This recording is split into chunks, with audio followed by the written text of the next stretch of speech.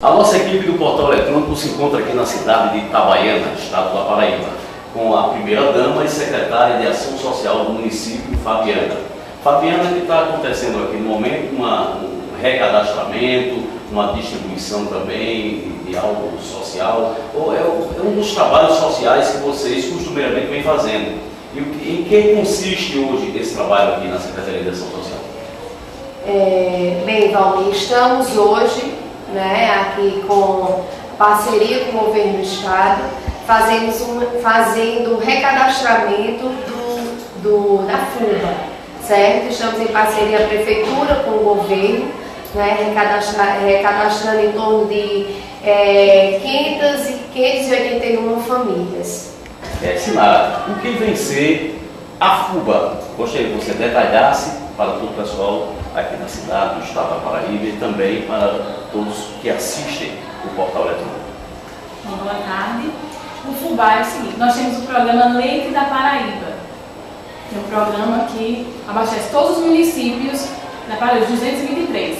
Só que dentro desse programa existem as cidades que recebem leite, as cidades que recebem fubá e leite, e algumas cidades que recebem pão e leite, que é o conhecido programa Pão e Leite. Certo? Nessa 12ª região, todos os municípios, 15 municípios, recebem fubá, que é o caso de Itabaiana também. E nós estamos aqui para fazer esse recadastramento dos beneficiários do programa do leite, que aqui no caso é o fubá.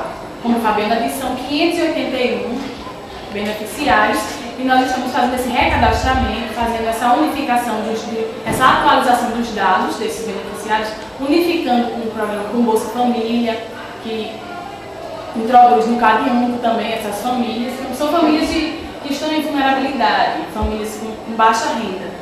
Então, dentro desse programa existem os critérios, que são gestante, nutriz, que é a criança que a mãe está amamentando até 2 anos, criança até 7 anos, idoso e pessoa com deficiência. São essas as condicionalidades para estar dentro desse programa. A equipe do Portal Eletrônico se encontra aqui na cidade de Itabaiana, estado da Paraíba, com o prefeito Antônio Carlos, que é do partido do PMDB. Prefeito, nós verificamos em loco várias instalações, muitas mudanças aqui na cidade, e isso é fruto de um trabalho, obviamente, hoje na sua atual gestão. Vamos começar falando um pouco sobre a infraestrutura do município. O que é que a prefeitura encontrou e vem fazendo e está fazendo em pró do povo de Itabaiana para oferecer uma boa qualificação e uma boa prestação de serviços para com seus munícipes? Bem, Valmir, nós estamos ainda numa caminhada de reestruturação. Na verdade, tivemos várias mudanças, mas ainda não está aonde nós queremos que esteja.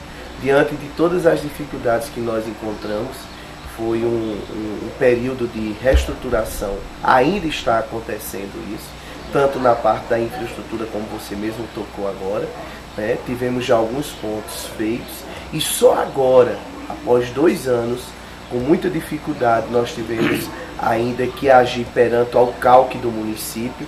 Todo mundo sabe o quanto o CALC é importante, e o CALC tivemos vários problemas para limpá-lo. Então, só agora é que nós estamos praticamente com o nosso CALC limpo, mas já estamos com várias ações de infraestrutura para esse ano, como alguns calçamentos, algumas infraestruturas na área da saúde também, para que a gente possa reestruturar aquilo que nós estamos fazendo desde o início do ano 2013. Repito, ainda não está como nós queremos, mas já equilibramos a questão do lixo, dos tapas-buracos também, que é importante, e algumas galerias. Temos algumas ações importantes esse ano, que é o nosso canal da 3 de maio, onde nós vamos obter, através do orçamento da União, uma emenda do então senador Vital do Rego, para que a gente possa dar reinício ao canal da 3 de maio. Alguns calçamentos também em alguns bairros estratégicos e importantes, como também já estamos relutando para novas galerias também, que a gente precisa refazê-las, em outros sentidos, como nós já demos um passo muito importante quanto à questão do lixo. Porque nós temos aqui a Itamari, que é podemos dizer que é uma instituição voltada ao pessoal que busca fazer a reciclagem, né?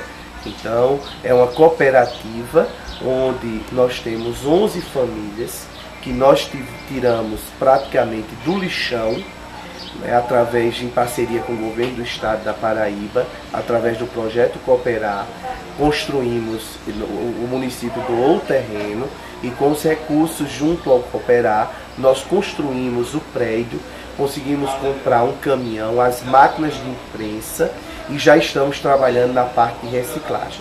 Esse é ato fundamental na questão do lixo, onde nós precisamos ter uma preocupação, é uma preocupação mundial.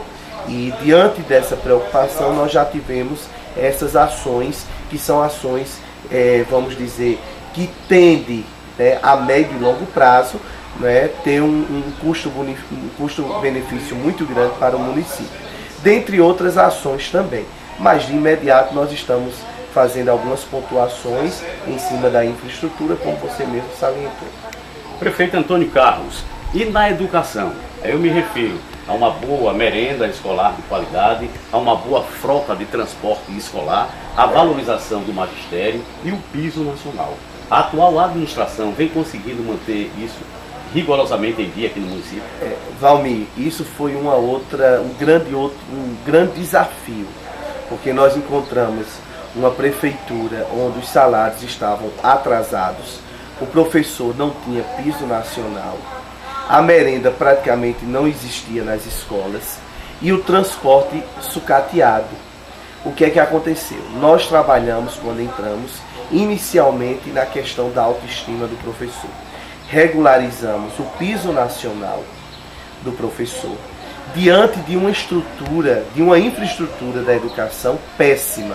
Nós tivemos que intervir inicialmente em 5 escolas, onde tivemos que fazer um calendário especial para que a gente pudesse fazer as reformas necessárias, que deve salientar, ainda não concluímos.